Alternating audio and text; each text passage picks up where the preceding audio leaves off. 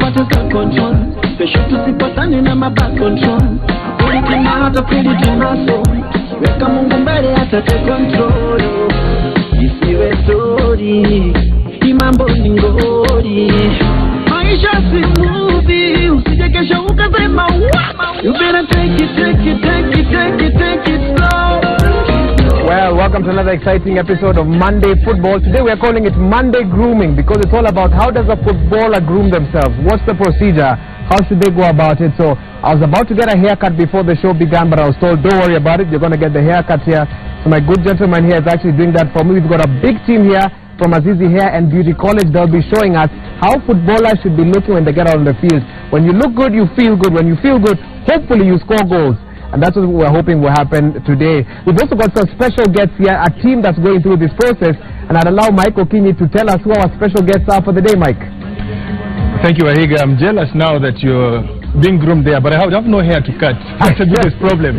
In studio, we've got Posta Rangers. They call themselves the Leicester City of Kenyan football this season because nobody expected them to be third after 12 matches. They came from the lower league, the FKFPL of last season. They're now third behind Tusker FC and Mathare United and ahead of the likes of Gor Mahia and AFC Leopards. So this is going to be an exciting show. We'll ask them what has worked for them and what they would like to do to move forward. No. Absolutely. It's interesting, Michael Okinyi, that you said that you don't have hair on your head, but all these gentlemen can tell you very interesting hairstyles. Hopefully they want to retain them or they want to change them. Wahiga Mora, I understand, a player was telling me that the style that Wahiga is getting is called Kipara Kama Balloon. So that's what Wahiga Mora is hoping to get. So maybe just introduce yourself and tell us, looking at the players, everyone has a unique, distinct hairstyle. Why? I think maybe it's, first of all, my name's Joseph Mbogi. I'm the assistant captain of Posta Rangers. Yes. I think maybe they are confident when they have that type of haircut. And that's why maybe everyone chooses that style. We're looking at one of the haircuts, like this gentleman there, of course, is getting his haircut. It's on the side of the head there. That's Patrick Matasi. Unaona hapa hiyo Matasi style yake ni gani hiyo? Yeah, Matasi inaitwa Mohawk. Mohawk. Wahiga, are you thinking of a Mohawk? No. I don't know if I can work here one day extra if I go there with a Mohawk. Well, of course, on the Monday Football Show, we'll be looking at the local league as well as the international league. Michael Okinyi, a lot of talking points this afternoon as far as the weekend action is concerned. A lot of talking points as well, and one of the things that I would like Coach Zico to explain to us is how they've been victims of poor officiating. Yes. I think all the teams, previously we've said, Gor and AFC are the beneficiaries. Yes. But I feel that this season, they know where it pinches most. Yes. So there have been a lot of complaints about the referees, especially yesterday that we had an employee of Mathare Youth Sports Association officiating in a game where Mathare United are playing. And guess what? There were calls that not so many people are happy about. So we'll be talking about those ones. Engage with us on social media, #MondayFootball. And that's the question we asked you today. Is it proper for an employee of MISA to officiate in a Mathare United game? I know they'll defend themselves all they want, but is it morally right to accept that your employee will officiate in your game? Absolutely, we go straight to the action over the weekend. And Mathare United, of course, they missed the opportunity to dislodge Tusker FC at the summit of the SportPesa Premier League standings as they drew 2-2 with Western Stima in an entertaining affair that was played at the Nyayo National Stadium. Run there, no offside, beating the goalkeeper out. Can they go it into the box? Okech shot! Oh, and he keeps it in. And it's the first goal by Baron Okech, his fourth goal of the season. Well executed, breaking Mathare's defense until Francis Kimanzi can only just... And it's a cross into the box. Nyarombo header! Oh, into the net! Beautiful goal, second goal of Stima. Brought in for pace. 32nd, and that one finding the net. Mathare hit back. Good set piece. And it's George Owino. Kamasia chips it into the box, and Dika comes out, spills it the first time, and it's an equalizer. Mathare get the equalizer. A shell-shocked. And Gor Mahia bagged 3 points and a solid 2-0 victory against Moroni Youth at the Moi Stadium in Kisumu. George Blackberry Odhiambo and Jack Tuisenge slotted home both goals. But he's lost it to Karim Zigimana. To Aucho now. There's lots of space, but Aucho gets the return ball, gets it to George Odhiambo, who's running in, and it's in the net. George Odhiambo changes his scoreline now. And introduction of Tuisenge into this attack. Jojo Odhiambo has burst into the scene more, Gilbert. Well, I can tell you, but Wallace brings it back to Aucho, who goes to Tuisenge. Oh, this time round on the left foot. And Tuisenge should have done this with the left move as well. He puts it in the net. And he's exciting the fans at the Boys Stadium. That ball gets to his return side. He's got options of using the right foot. He sidesteps and a quick left foot puts the ball in the net, Gilbert. Well, a blunder by one of the defenders there coming out. Michuka not putting his foot. Tusker FC are at the summit of the SportPesa Premier League standings after they registered a 1-0 victory over Kakamega Homeboys. He's rushing for it. Gets pushed off by the goalkeeper. And the referee says this one is the goalkeeper's mistake in getting the yellow out and pushing him. And Owusu will step up and put it in the net.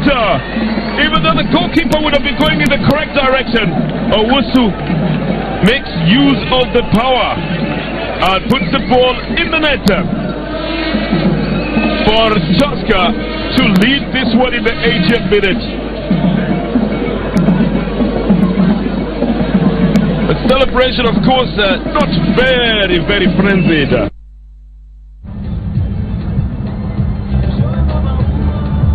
Assistant referee John Alando has been suspended for 3 weeks by the Football Kenya Federation due to poor officiating. Alando has been handed a suspension for allowing a goal scored from an obvious offside position in a top 8 match that pitted Gor Mahia versus Ushuru on May 2nd, 2016 at the Nyayo National Stadium. The committee also moved to serve centre referee Anthony Ogwayo with a warning letter for inconsistency in the application of the laws of the game in Ulinzi's top 8 match against AFC Leopards played a fortnight ago. County government, Mr. Israel Omairik, floats into the box, the header, miss, no flag, finally the goal. For Gor here, 4 in the league, and opens his account in County Town. Well, Ushuru might protest, but baby, I'm a diamond in the rough. You got to polish me to see what's in my bound. So I can tell you for a fact, looking at the players there, you can look at their faces, relaxed, enjoying some. Of course, what is this lady doing here? I can see that she's just tweaking his hairstyle to some extent. She has oil, and I'm trying to understand. I don't know if you can get a microphone just to understand what exactly she's doing. You can tell for a fact, Mike, tweezing, it's like dreadlocks. You can tell you she's just tweezing them, one hairline, each small piece of hair, she's just tweezing them. And I can see another gentleman, he's being massaged in the head. Most of the times, when you get a massage like this, you normally close your eyes. So I don't know if this gentleman is used to this massage, enjoying himself there. And you can see another gentleman, of course, is getting his manicure. Waiga's hairstyle looks. Waiga, which hairstyle is this? This one. It is a champion's hairstyle. Champion's hairstyle. Champion's hairstyle. That's the best I can think of right now. Yeah, absolutely. Of course, we continue looking at the recap of the weekend's action, and football stakeholders held a workshop last week to map the way forward as far as hooliganism is concerned in Kenyan football. The Kenyan Premier League, the Ministry of Interior, together with the league sponsors, came up with a raft of decisions that will be implemented soon. Top of the list, the training and equipping of police officers and stewards, especially on crowd control. The police came under fire for their reaction in high-risk matches. They were also under attack by clubs who have to pay the police 2,000 Kenya shillings per policeman in order to provide security for the matches. The stewards now would like to get into the field of play. And then the other stewards as well come out to be able to arrest the situation. So just wondering, isn't that a steward's vest? I don't know what the situation here is, but you can tell that he's being escorted out, trying to protest, albeit in the crudest of ways, that penalty. Well, there's just a good number of people being ushered off the field of play. Of course, this afternoon Monday football can be called Monday grooming or the Kichana edition. You can see a gentleman here, of course, he's getting his hair in hairstyle gani. Hebu tuambie, jitambulishe, sisi tunakujua kwa mpira, wewe jitambulishe wewe ni nani? Mimi mwenyewe naitwa Patrick Matasi, Posta Rangers goalkeeper. So as custodian, nikiangalia hapa hivi hairstyle ile unafanya na madama na kuuninisha nywele, hii style tuambie inakuanga gani? Inaitwaje hii style? Style yangu inaitwa Mohawk. ni more unique. Inaona yako iko a bit different. Si kama zingine nywele imesimama, yako ni kidogo kidogo. Hii yangu ni unique cause si ya wengi. Hii ni yangu tu peke yangu. Watu semanga kwamba ukilook good una feel good kwenye uwanja. Ni kweli? Yeah, when you are smart, game pia inakuwa tu smart. So ukiwa smart pia kwa kichwa na pia umeka style yako fiti, pia una perform tu. Wacha tuongee na madam ambaye iko hapa kwenye anakushika nywele, tuambie unafanya nini exactly. Okay, my name is Rose, a student at Azizi Hair and Beauty. Yes, I'm doing the dreads. I'm retwisting them. Okay. With just part. Make sure the Hold parting the is like clean. Yes. Make sure the parting is clean. Then you retwist it from the bottom. You curl until where the retouch of the hair starts. So I'm seeing you're using some ointment. What does that do? To make it firm. To make it firm. Yeah. Okay, thank you so much. Of course, we're seeing another player. Of course, he's getting a massage. I'm still waiting for him, Waiga and Michael Kinyua, for him to close his eyes when he's getting a massage. So I don't know if she's doing things right or she's not. Nonetheless, unasikia vipi? Iko poa, nasikia relax, niko fit, na enjoy. So kawaida mkiwa game najuanga hii ni kitu ambayo inafanyikanga most of the times wakati wa after game mnafanyishanga massage. Anaweza kuja labda kuwasaidia hapo, labda kwa physiology kwa Posta Rangers. Hii nataka sasa uko free, lakini saa game nataka concentration hizi vitu. But sasa uko labda weekdays hivyo baada ya mazoezi umetoka umetulia, unaenda unafanya hizi vitu, at least unaenda kuna vitu poa na relax. Uko poa na kwa focus kwa game weekend. Unaona saa zingine hata half time labda kuna ka thigh injury labda ka strain kameanza kuleta shida. Nini unafanyanga exactly ukiona mtu anakumassage? Kitu ya kwanza hauwezi massage ukipatikana injury sasa hiyo ni ice kwanza mtu unawekago. So hizo massage zinakujaga leo umesha after 2 days hivi ndio sisi anaanza kwa massage pole na inakuwa poa, simba ina heal vizuri. Okay. Waiga, we can see on your end there. You're closing your eyes, you're following me straight through No. I'm visualizing the next question that you're going to ask. So I'm very much there with you. But I think I'm almost done. And I know Michael Kinyua has some questions for the Posta team there, just to understand. He's calling them the Leicester of this season. Is that true, Mike? Or does Leicester only happen every once in a while and only in one place? Can we see that miracle happen in Kenya? I think it's not a miracle. When you're well prepared. Remember we said Posta was one of the teams that was well prepared before the league started. They went for team building, where other teams were not in pre-season. They did a very good pre-season, and you can see the results. I mean, against the big guns, they've not lost. The only team to lose once, I think, in the league. So it reflects on the preparations they had and what they're doing on the pitch. They say, wakifunga moja shauri yako, aurudi. In fact, I should ask Coach Zico that question. There was a microphone somewhere. Coach, 1-0 game kwisha. Is that the policy? No, we try to score as many goals as possible, but after getting one goal already we are leading. So if we can't score another one, so why can the opponent score? So that's our policy. When we score, we won't allow you to score. We are the only ones who can score again. So what has been the transformation, coach? Because at the beginning of the season watu walisema hii ni timu ya Maoveto, umechukua watu kwa retirement, wengine umewarudisha kwa team, kaeka vijana wadogo. Quick up, quick down. That was a prediction. I think most of the people didn't understand our team, because what we are seeing now is product of a very long journey from the time I joined Posta Rangers. That was in June, and we've been working very hard to get promotion into the Premier League.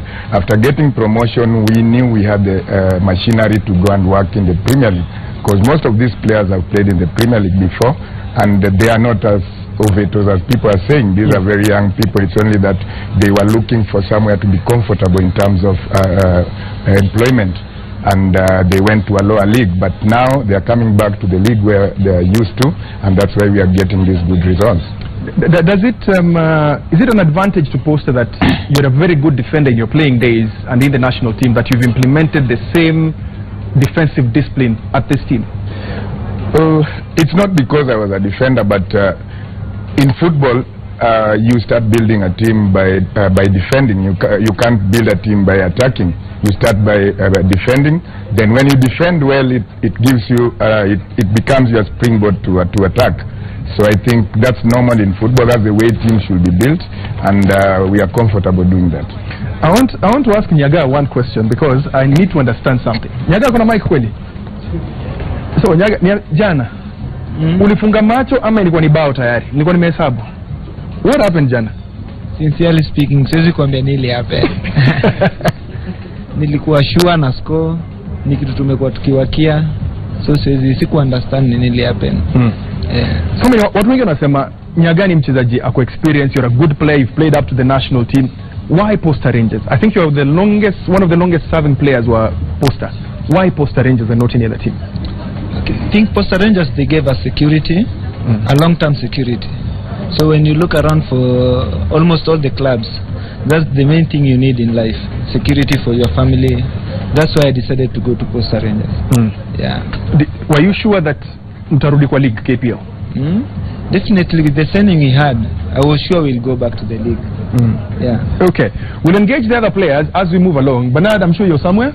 Absolutely. I can just look at some of the feedback. Remember, we're asking this afternoon, was it right that a Maisa trained referee officiated Mathare United's game over the weekend? A lot of feedback coming in, Michael Kenny. There's a gentleman here, his name is Eric_KE. He says that Maisa officiating the Mathare match was not a good decision. Edwin Mukule Ochubi states that I'm not ashamed to say that, of course he's talking about a different issue, he's talking about betting.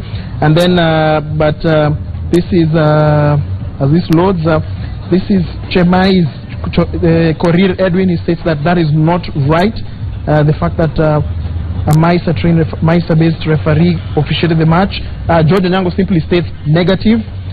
Bursalin Khan has a firm statement. He says, hell no, that was not right. Remember, we're asking you, is it right for Maisa employee to officiate a Mathare United match in the league? Send in your responses to @Bernard Dong, @Michael Key, and @Wahiga Maura. And you can also send in your responses to Citizen TV's SMS number, that is 22422. We continue with the highlights over the weekend. Of course, a very tragic weekend over the weekend, as 48 hours after Cameroonian international Patrick Ekeng passed away during a match in Romania. Another Cameroon footballer has died. The female goalkeeper Jeanine Christelle Jomnang collapsed during a warm-up match before a match in southern Cameroon. Ekeng was 26, collapsed in the field after suffering a suspected heart attack shortly after coming on as a 62nd minute substitute during a league match against Viitorul Constanta, and unfortunately was pronounced dead 2 hours after the incident. Îi vedem pe dinamoviști, dar și pe cei de la Viitorul înmărmuriți pur și simplu. Să sperăm că nu sunt probleme atât de serioase pe cât o arată cei de pe teren. Dănciulescu pur și simplu nu-și mai poate stăpâni lacrimile. Sunt momente terifiante aici în Ștefan cel Mare, momente care ne duc gândul la nenorocirea.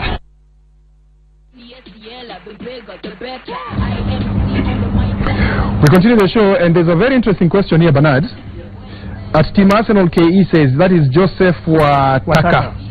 Anauliza, how much is a haircut? I'm just curious to know why Iga analipa pesa ngapi.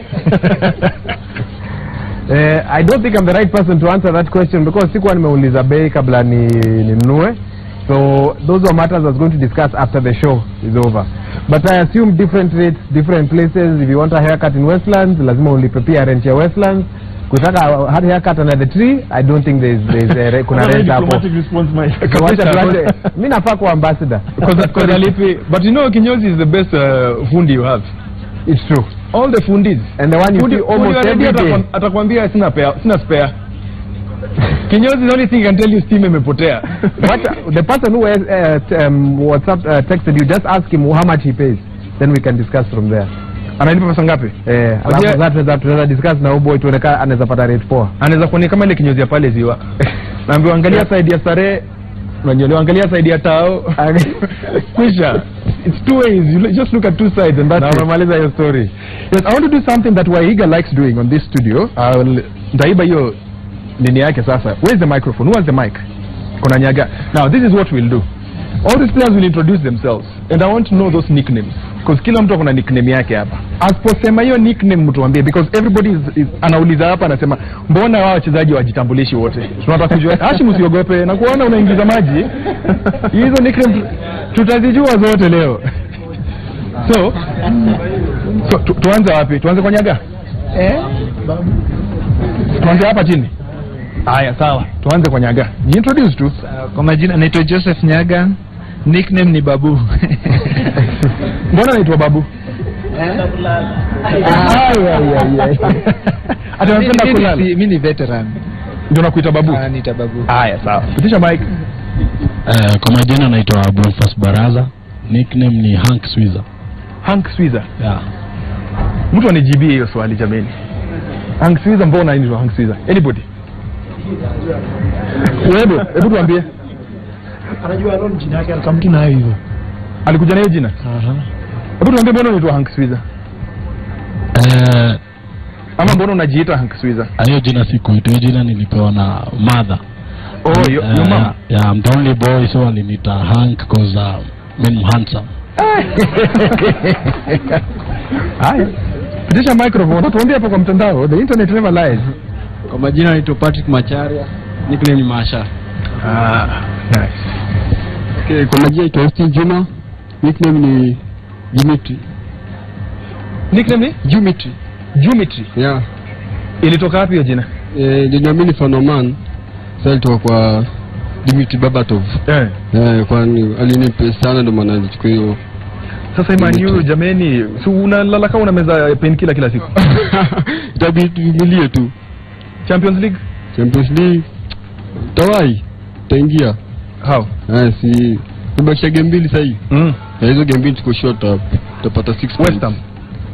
Wala pia Bali pia weekend. Bazina wako wengi, sawa tu, wacha niachie hapo microphone. Kwa majina naitwa Titus Achesa. Nickname ni Tai. Tai. Short form ya Titan. Ulikuwa timu gani kabla Posta? Nakuru All Stars. Nakuru All Stars. Nakumbuka watu wa Nakuru wote nawajua. Hiyo ni mtaa yangu. Mbona amepa hiyo microphone? Tunataka kumjua.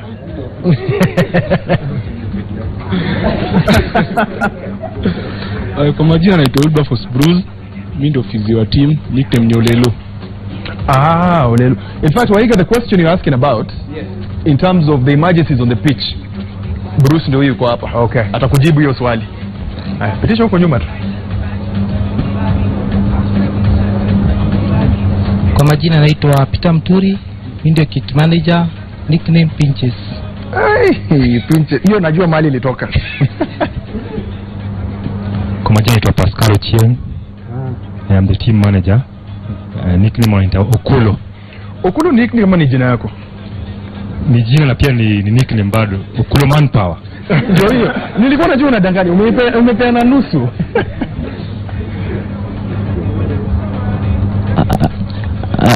Okay, mimi naitwa Kevin Obongo. Nickname ni Junior. Sababu una ndevu. Una miaka ngapi? 20. Yeah. Ulikuwa shule gani? Nilikuwa Paila. Sura zingi nazijua. Mlicheza na Olunga? Yeah, tulikuwa na Olunga. Ulikuwa klasi yake na Olunga? Bas. Niko na photographic memory. Acha msiangalie hivyo. Jaribu kudanganya tuone. Sana. Kwa majina naitwa Hashim Hwana. Mimi kwa nickname naitwa Tai Senior. Uni Junior. Uni Junior, wewe ni senior? Mimi ni senior, Mata Irero. Ndio hiyo. Kuna fan moja hapo nyuma. Msimpite, wacha tumjue pia. Kwa majina naitwa Douglas Mande. Nickname ni Dagiaro Mande.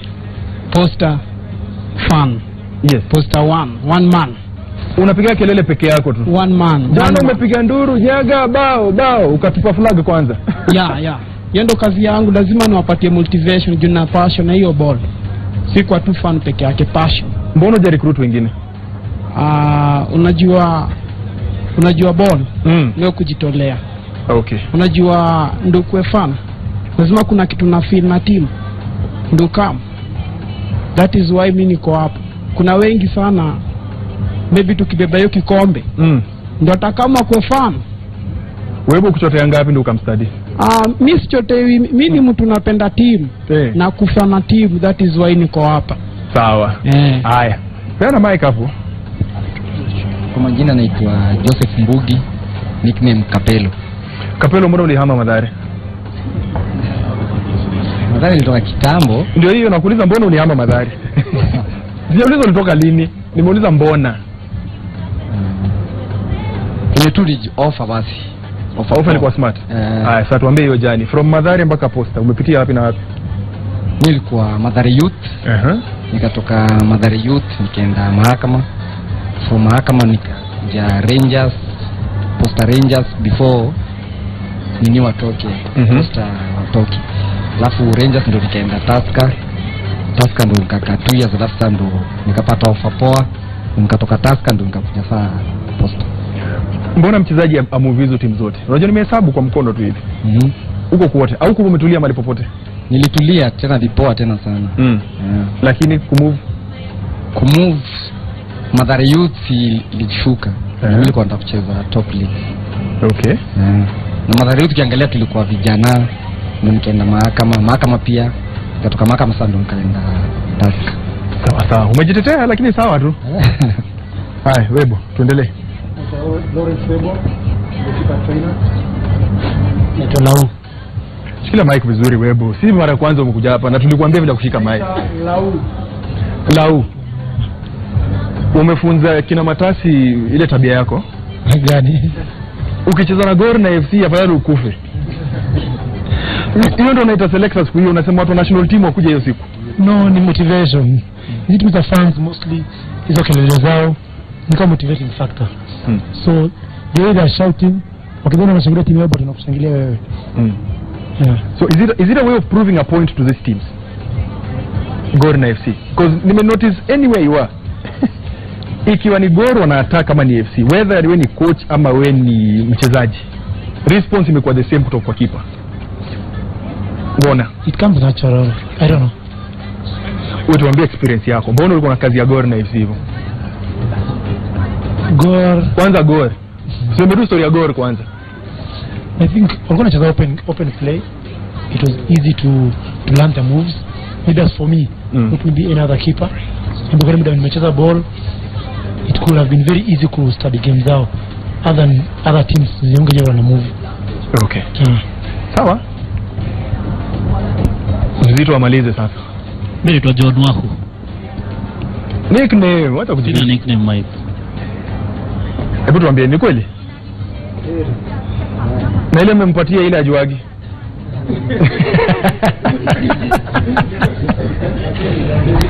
Hebu niambie Webo, ana nickname ile hata amepatiwa. Ile ajuangi. Sio Terry. John Terry. Phenomenal. Mbona aliacha ball? Na bado anaweza cheza. Aseme mwenyewe. Basi. Niliumia. Niko na injury ya back. Na mbona game za wazee utukimbiza bado? Hizo naweza cheza. Za wazee? Uchezi na back. Lakini ligi utacheza na back. Waiga, finally kuna jamaa amenitroll. Hebu ndo ngusoma hiyo tweet. Well, there's a gentleman here. He's asking a very pertinent question. He's asking his name is @Eric_K. He says, tangu show ianze. Tangu show tu hiyo kichwa yako. Na unajua I have a smaller head than Mike and Dong. So you can imagine, we have bigger brain. You can imagine if they were here right now, wengine wangemaliza time ya Citizen Nipashe. Anyway, let's kama upigwe saba hapo. Unaona kuna saba imefanyika hapa. So mimi wacha kumsema mwingine akama hapa, but I just want to quickly read some of the feedback that we're getting on 22422. Let's see here. For someone reacting to our question today saying, for Maisa staff to officiate Mathare game, the blame goes to the organizers of the league. We need to investigate betting by match officials and players. And then another one here, and you told me there's a team doctor here. Physio. There's a physio here who can help me answer. Physio, can just get the mic to him. Kuna mtu anauliza, Mike Wahiga, is it by coincidence that Cameroonian football players are collapsing on the field ostensibly of heart attacks? We've heard of banned heart attack drug called meldonium. Could it have something to do with it? And we have that footage, if my director can run that. We had a Cameroonian who collapsed recently. Bwana Physio, maybe you can begin by telling us, is my heart attacks, where do you think they are coming from? And of course, what experience do you have from what you've seen Upper Kenya Pia, just to help shed light on the situation? Thank you, Mr. Dong. That's a very good question. It's so unfortunate that we've had these cases. Usually when players get to the pitch to play, high levels of energy are needed. High level, And it's unfortunate because sometimes so many factors are in consideration to some extent, it just happens to be bad luck, or some factors. Maybe a player has been on medication. Maybe they were hoping that he or she might get well when playing, and by the turn of events, things don't work out the way maybe they had anticipated. And also, to some extent, it becomes on negligence on some, maybe some part of the medical staff. Yes. Maybe they don't react in time. Maybe they could have done something, or even the players themselves. It all goes down to education. And that was one of the challenges. If I can interrupt you, in this league in Romania, they have been complaining that in some of the lower levels, the investment into adequate equipment has not been good. How would you rate the KPL right now? If someone was to collapse on the field during a KPL match, would you say we are 100% certain that they would get the kind of treatment they need? We are not 100% certain, but at least for KPL and the Federation have really made great strides, because nowadays we have trained personnel. Like the KPL, they usually do some workshop for the team medics, and also there are some defibrillators. Those are used to jumpstart the heart when it fails. In each and every game they are there. We have the standby ambulances, and also we have our chairman, the KPL medical chairman, Dr. Sulu, is always ever present in all the matches to assist when maybe some cases need referral. Is always there at hand. Finally, because I know it's almost time for our break, and I can see Ndong warming up there with the DJ. Maybe Ndong will mix for us today. My last question to you is, we are under the notion that if you work out, you are under no threat whatsoever from heart attacks. But what we are seeing on the football field seems to be telling us otherwise. What do you tell the man or lady at home who's wondering, now should I continue working out because these people actually die or pass away in the line of duty, or what would you advise those who are worried?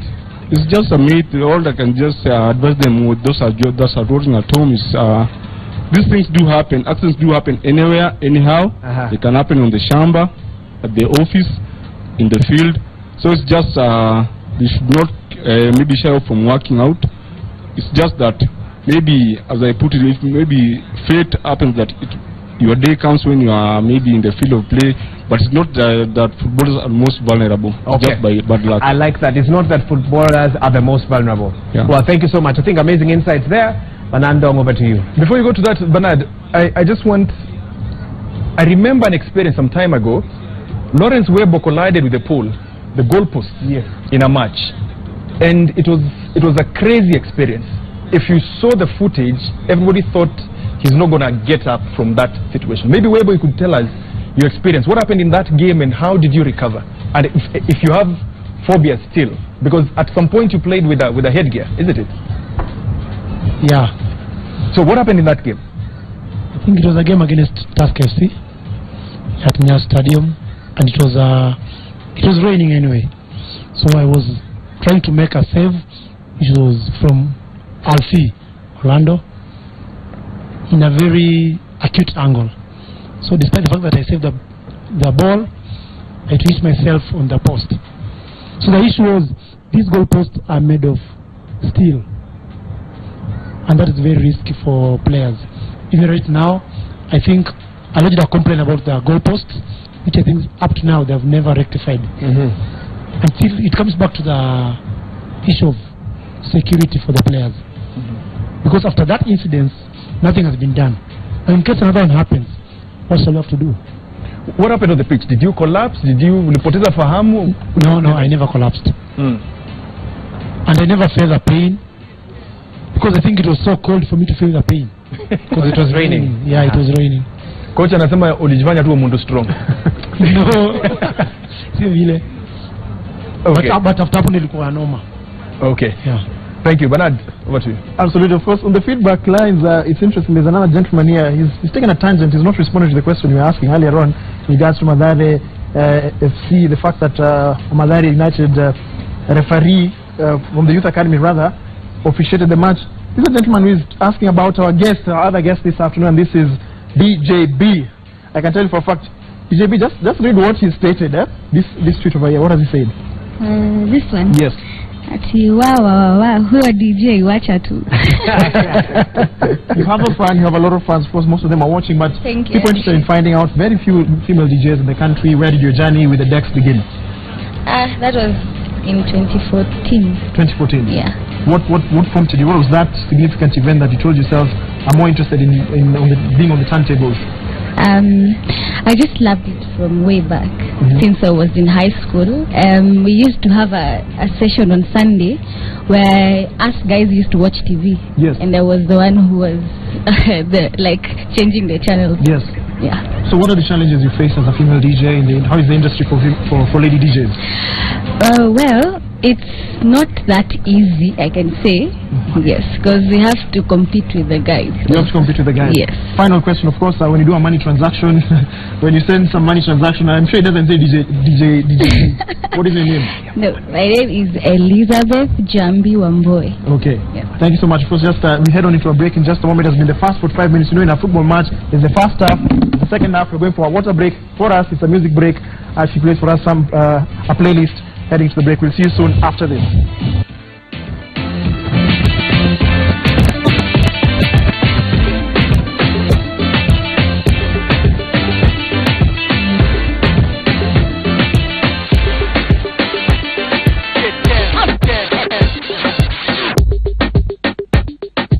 Spin Cycle Entertainment. DJ B. You guys, this one a good one.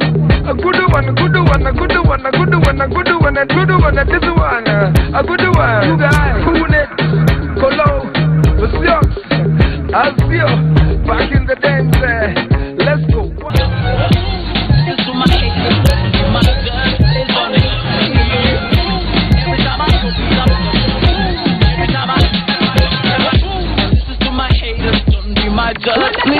DJ B.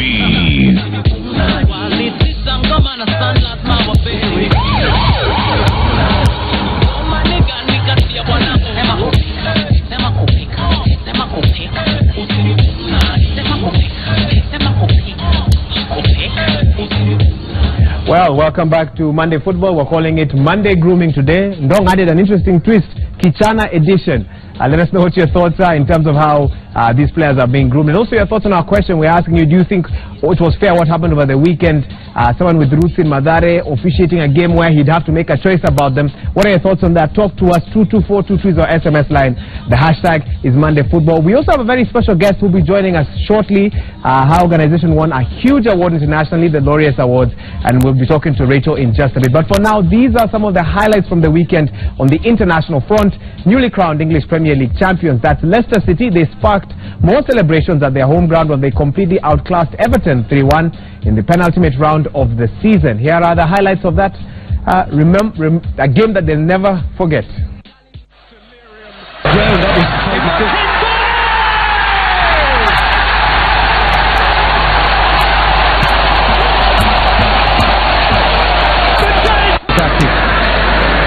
Mahrez, brilliant.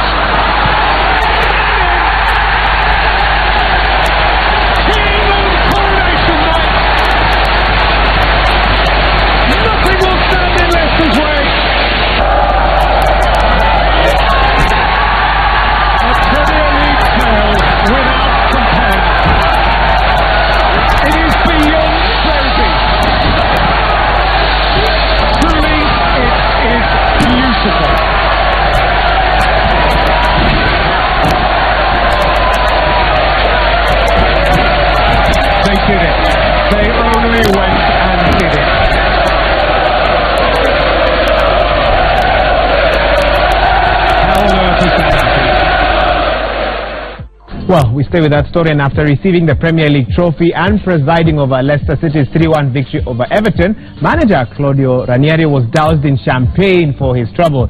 The Italian was telling reporters how much he had enjoyed the rendition that was played before the match when what you're just about to see happen. That's a player there, Christian Touche, burst into the conference room and sprayed champagne over Ranieri and reporters. Here is that event.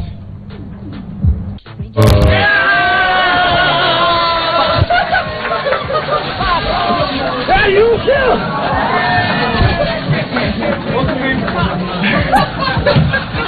Enjoy. Tomorrow training session. You love me. Oh my God. That's for you. Enjoy. This good. Bad laugh. Bad laugh.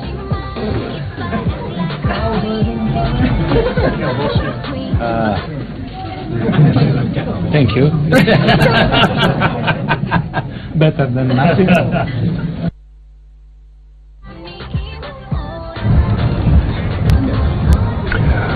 Well, we continue. The substitutions are on in the studio. Kuna music on chairs inaendelea huko. Matasi ndiye amedunga hema tu hapo, lakini karibu zinamaliza hizo trade zake. Atatoka tu hapo saa hii. We'd like to talk about the team administration, and Bwana Njeru is here with us. Amepotea tu. Yeah. Kabisa. Now, tell us, Posta, what is the transformation? At one point, this team went down, ikakuwa relegated, despite that time they were doing so well. Then you're back, and things look like they're running quite smoothly. What has happened? Thank you. My name is Kishoke Jero. I'm the vice chairman of the Posta Rangers. The team was formed in 2007, and it participated in the Roa League, promoted in 2009 after winning the Division 1, and the corporation sponsored Posta Rangers in the year 2010. They managed number 12. They participated again in 2011. But because of issues of corporate politics and other issues we cannot discuss here, yes, the corporation withdrew the sponsorship. The team was adopted by some sports investors. That's the year 2012. The year 2012, and 2013, after it was regulated, the corporation decided to go back to the team and the sponsor. We became number 1 in the Division 1. Then there was a playoff with the KRA, and unfortunately we lost. Mr. Webo can confirm that. Then 2014 we became number 1 again in the Roa League, but there was the issue of politics. We are not promoted. But last year it was quite difficult. We are number 2 against the second to Homeboys, and we are promoted. And we are ready to. I may not say that we are going to be number 1 in the KPL, but definitely I can assure Kenyans that it will be the top 4. You can see the kind of players we have, so I don't think why we should not be in the top 4. What has Posta put in the team? Because we've seen a lot of transformation, especially in 12 matches they've lost only once, and they're not so far off from the top. I mean, what different thing have you done this season that you didn't do the last time that you were in the league? One thing, all these players at the technical bench officials here are employees of the corporation, either on permanent basis or on contract basis. So in Posta, there is life after football, and that's why you can see it's a family. You can see Webo, even after retiring, he's still with us. Yes. You can see even somebody like Edward Kauka, after retiring, is the coach of the junior team. So there is life after football. 2, there is motivation, because when it comes to promotion, as much as most of these players are not in the office working like other employees, yes, at times they are promoted based on the performance in the field. 3, there is always some motivation behind the scene. After every win, they get something small. If there's a draw, there's something smaller. And that's why out of the 12 games, I think there have been a big envelope for 5 games, yes, a small envelope for 6 games, and only once in Kakamega where they did not get anything. Maybe that's the winning trick. 2, the kind of a coach we have, Mr. Zedekia Otieno, is a senior coach. He is also quite good when it comes to discipline. They can tell you, Mr. Nyaka can tell you that if he crosses with the coach and he does not follow the rules and regulations of the training ground, he will lose a game or 2. So the boys respect the coach, and the coach is on top of the boys. So we don't have the issues of the indiscipline. Do you have, for example, if a player leaves Posta for any other reason, whether form or any other reason, are they still employees of Posta? Do they maintain their job? It depends. If a player, we can see there's potential and he's a good player, and maybe for one reason or another, he cannot be among the latter players.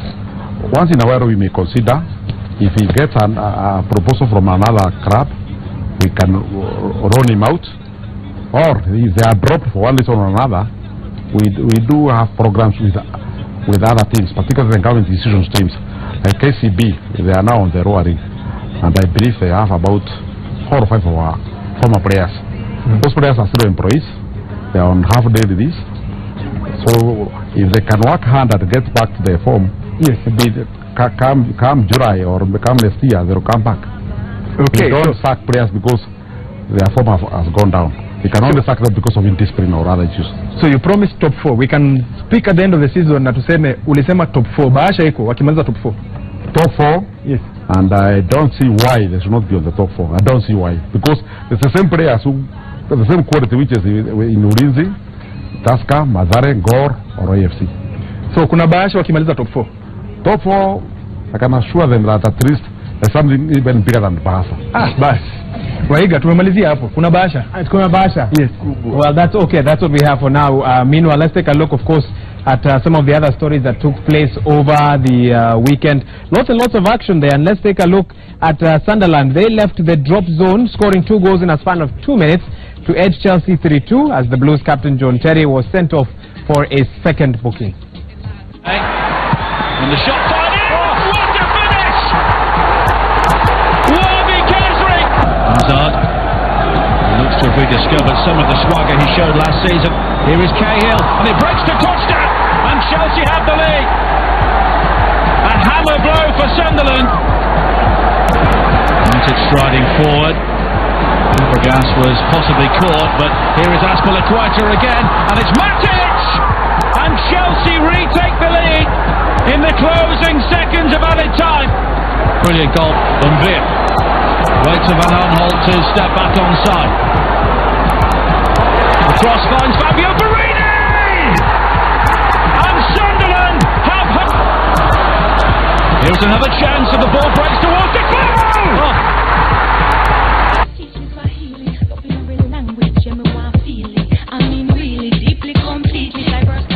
Well, we definitely have a very packed show for you today. And before I introduce my next guest, there's a clip I'd like us to watch. 2 weeks ago, of course, the Laureus Awards, one of the biggest in the world. And while many expected our athletes to be featured in the nomination, this time it's an organization out of Kilifi. And let's just take a look at the highlight as David Rudisha called out this award. And it was a Kenyan who went to collect it on behalf of a team down here in Kilifi. Let's take a look at that clip. Okay, congratulations. It's such an honor for me to stand here before you, and I'm so proud to represent the over 6,600 girls who are playing football today. Mariam, who you can see there, is one of them. But for us to come from that place that you've just seen on the video and to be represented and to be recognized, it's a wonderful opportunity. And all I'd say is for all the academy members and the rest of Laureus, what you're doing is helping so many people. So keep on doing it. Thank you so much.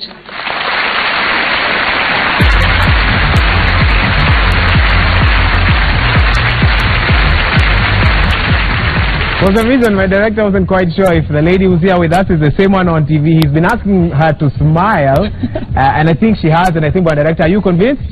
Yes, well, I think you should see my director after this. Let's talk about Moving the Goalpost, an organization that few Kenyans may have known about. Rachel Mudhoga, Director, MTG Moving the Goalpost. Tell us a little bit about your organization.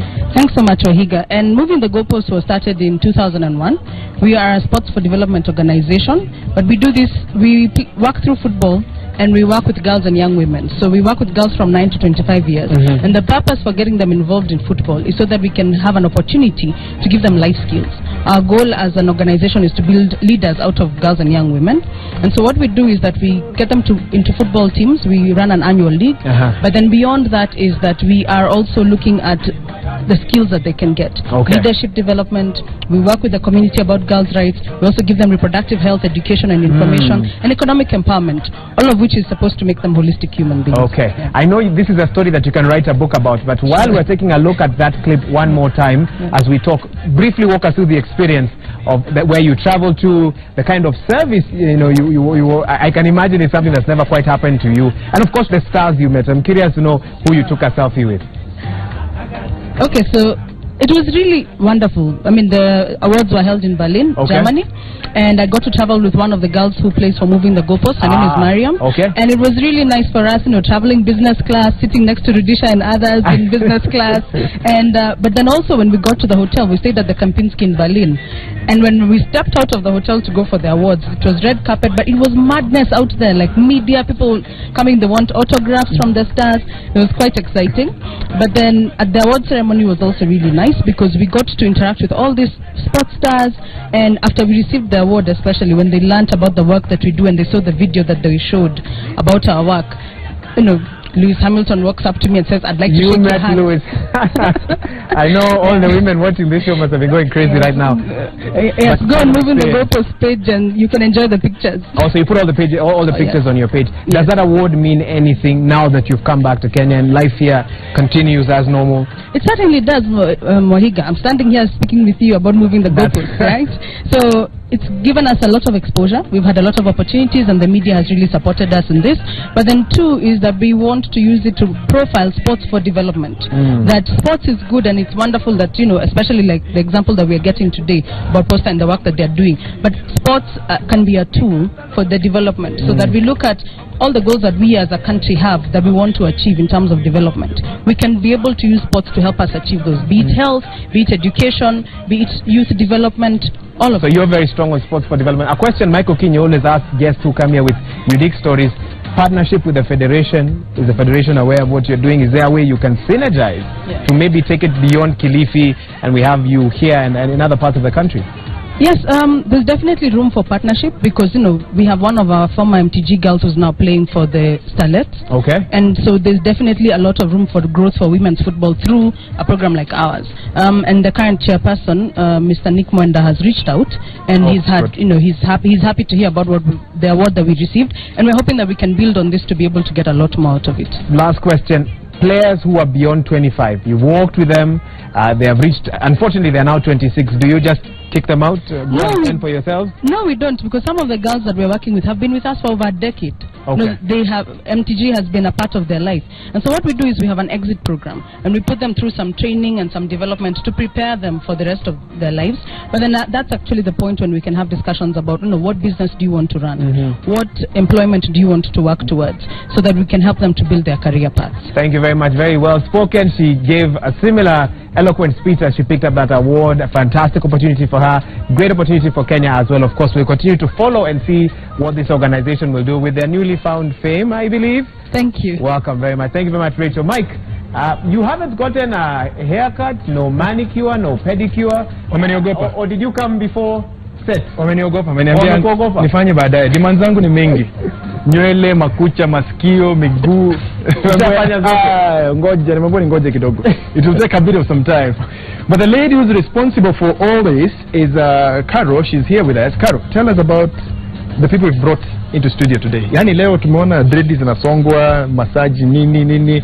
Una Bruce makucha zake sijai katwa. Hebu unaona vile amefurahi leo. Okay, thank you, Mike. My name is Carol. I'm an administrator at Azizi Hair and Beauty College. Today we came with our students to show that we can do grooming, we can do so many other things. As you can see from the far left, the guy has had his makeup done. I'm sure the guys are wondering, can men do makeup? Well, yes, they do. We have next here, his hair is having dreadlocks, like she explained. Behind me, he's receiving a massage. I think he's enjoying. He's almost dozing. On the other side, we have a manicure. Yes, men also get to look after their nails. You should look after your nails, your fingernails and your toenails. And finally, we have Brian. Brian is an educator at Azizi and also giving the client a shave. So we offer all these courses in school, both hair and beauty. Our courses run 6 months and we are located at Koinange Street, Nairobi Safari Club Annex. So if you would be interested, you can contact us. So is it just a school or you actually offer these services? Okay, what we have is we have a professional salon that we are creating for the students once they finish the 6-month course.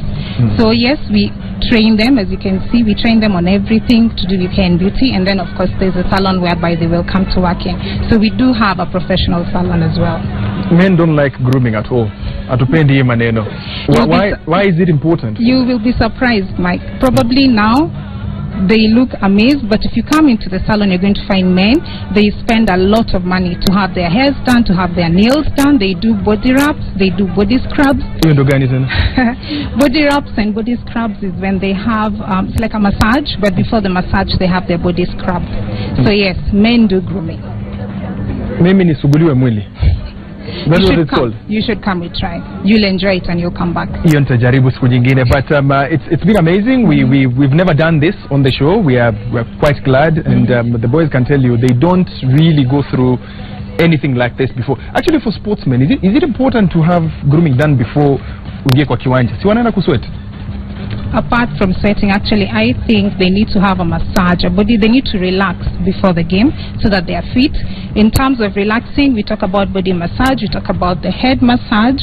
They can also have their feet massaged just at least before the game so that they are okay. Okay. Tutakuita tena. Kuna team hapa inajiita, hiyo team inaitwaje Wahiga? We hosted them from Kibera. Gogo.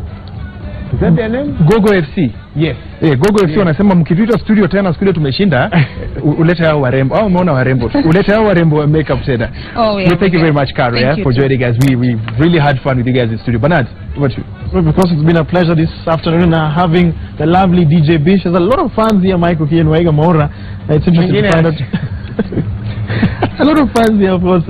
Also, of course, Michael Kenya has just paid gratitude to the team of Azizi who joined us this afternoon on the Monday Football Show. Also, like to say thank you so much to the Posta Rangers team and management for joining us on the Monday Football Show. I think Michael Kenya, after the show, I definitely need to go and have a massage. I'm feeling my shoulders have been a bit stiff. It's been a long weekend. I think I'll just have a small massage after the show. But from this side, from DJB, thank you again so much for joining us.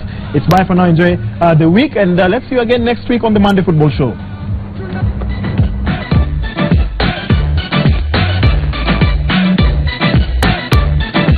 You are now listening to DJ B.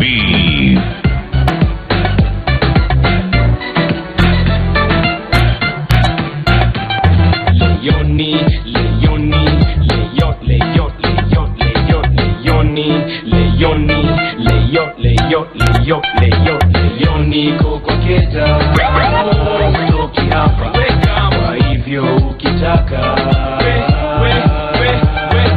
Leoni kokoketa toki hapa kwa hivyo ukitaka Leo utanipata jo sitatoka kuandika ngoma si unajua siwezi choka miezi 6 nimekuwa kwa studio nikishughulikia ngoma yako weka mtu unaisikia vile kopoa kwanza kabisa hebu hiyo jako yako toa kuna siri yote lazima niambia toboa ushaikuzwa mali jo kasikia kukojoa leo mimi na wewe au sio poa poa umesahau mwambie ule konkoja atakudondoa wetu hapo nje na geti yetu si ya blue